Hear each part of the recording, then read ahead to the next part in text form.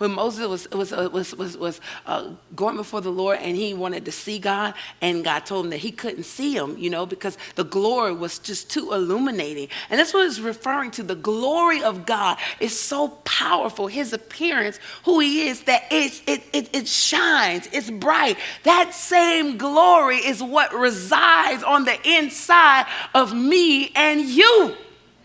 I'm excited. Y'all can tell I'm excited, right? That means that the glory of God, it shines from you.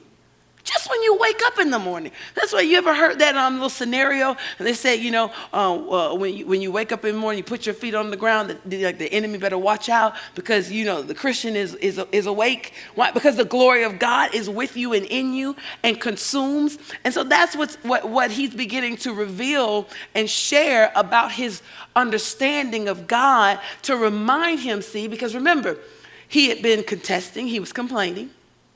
He got an answer from God based off of what, he was saying, how he was feeling, going off his feelings and emotions of what he was seeing. But now God responds to him in chapter 2 and tells him, don't worry about this. I'm going to line things up. I'm going to let things be the way they are. And then he begins to go back. Some of us do this too. You start thinking about what happened before and how this situation came through for you because of the hand of God. You start going back in your repertoire of who God is in your life. You remember in 19 such and such what he did then. You remember what he did in 2000 something. You remember how he brought you out. Oh my God. And then the more you start thinking about it, you say, oh yeah, God, you got this.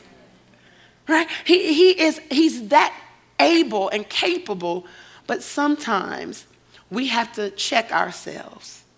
And it's okay to encourage yourself in understanding who your God is. And so this is what Habakkuk begins to share about the appearance of God. This state, if you will, there's nothing that could stand against the power and the presence of God. Can't stand, y'all. That's why when you come against things, I'm talking to a mature church, talking to a matured body. See, we continue to stand in these places in our lives because we're strong. I know sometimes people feel like, oh, I can't be that strong. You are.